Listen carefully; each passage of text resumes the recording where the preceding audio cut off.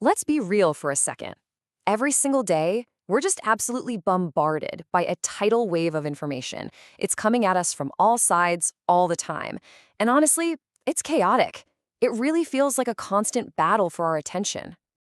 And if you're feeling kind of overwhelmed by all that noise, the clickbait, the obvious bias, the straight up fake news, and maybe you're a little cynical about what to even believe anymore, well, you're not wrong.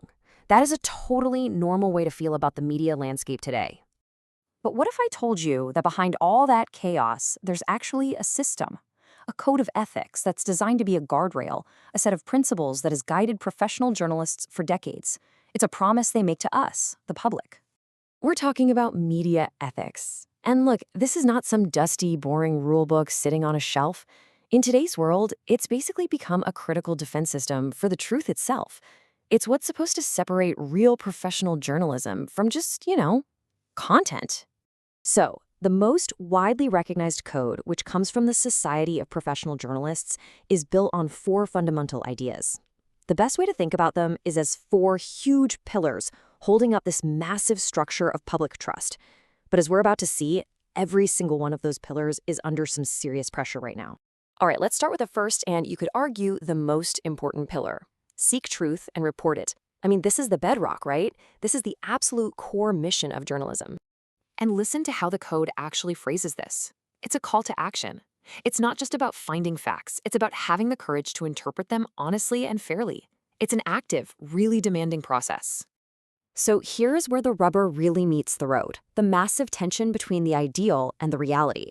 On one side, you have the gold standard, careful, rigorous, double-checked verification. But on the other side, you've got the insane pressure of the digital age, the race to be first, the need for those sensational, clickbaity headlines, and now this explosion of AI-generated content that can make it almost impossible to tell what's real and what's fake in a split second. Okay, let's move on to the second pillar, which is all about humanity. It's called minimize harm. This is the part that acknowledges that news stories aren't just abstract things, they can have a huge, real-world impact on people's lives. And the language here is just so important. Show compassion. Avoid pandering to lurid curiosity. This goes way beyond just, not getting sued. It's a moral compass. So think about it. When reporting on a tragedy, does the public really need to see the most graphic photos?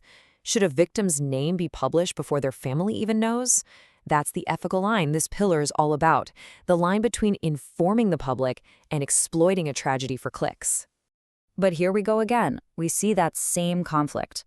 The ideal is to protect vulnerable people, to respect their privacy. But the reality? Sensationalism and graphic content often get more shares, more clicks, more engagement. It puts journalists in a tough spot where they have to weigh the public's right to know against the very real possibility of causing someone deep, unnecessary pain. And this idea of harm isn't just an abstract thought. This number from UNESCO, it represents the 310 journalists who were killed just trying to do their jobs in recent years. It's a really stark reminder that minimizing harm is also about protecting the very people who risk their lives to bring us the truth. The third pillar is all about integrity. It's called Act Independently. You can think of this as the firewall that's supposed to protect journalism from all the outside forces trying to influence it. It's such a simple sentence, but it's an incredibly powerful statement of loyalty. A journalist's number one duty is to you, the public. Not to a government, not to a corporation, not even to the people who own the company they work for. And this is where that central struggle gets really intense. Ideally, a newsroom makes decisions purely on news value. But the reality is that news organizations are businesses. They face constant pressure from advertisers, from owners with their own agendas, and from powerful political interests who all want to shape the story. Now, it's also really important to know that these ethical ideals aren't seen the exact same way all over the world. In a lot of Western media traditions, the highest value is placed on the absolute freedom to report, no matter what. But in parts of the Global South, there's often a greater focus on the impact of that reporting, weighing whether a story might disrupt social harmony or help with national development. Okay, our final pillar is the one that really holds all the others together. Be accountable and transparent. This is how journalism is supposed to build and, more importantly, maintain our trust over the long haul. This principle basically confirms that journalism is a service. It owes its audience honesty, not just in its reporting, but about its process. It means admitting when you get something wrong, explaining your choices, and actually listening to your audience. And when this pillar crumbles, the consequences are huge. The ideal is simple. Own your mistakes, correct them quickly and clearly, and explain why they happened. When that doesn't happen, when news outlets dig in their heels on an error or just ignore criticism, it directly feeds into that erosion of public trust that we hear so much about today. So we've seen how these pillars of media ethics are being challenged from all sides. But here's the thing. This isn't just a problem for journalists to figure out. This is a challenge where every single one of us has a role to play. Because here's the bottom line. Ethical journalism can't survive in a vacuum. It is a two-way street. Every single time you click an article, share a video, or subscribe to a publication, you are casting a vote for the kind of media you want to exist in the world. Your choices really, really matter. So, how can you be a part of a solution? Well, you can start by being a more critical consumer of news. Always ask where your information is coming from. Get good at telling the difference between straight reporting and someone's opinion. Look for stories that show you multiple perspectives, not just one side of an argument. And this is the big one, reward the people and organizations doing the hard work of ethical journalism with your attention and, if you can, your support.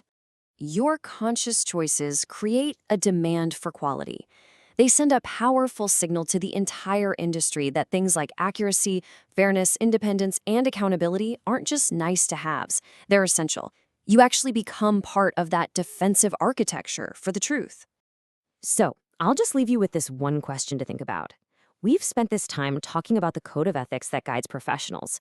But in an age where every single one of us is a publisher on our own social media feeds, what's your code of ethics as a consumer?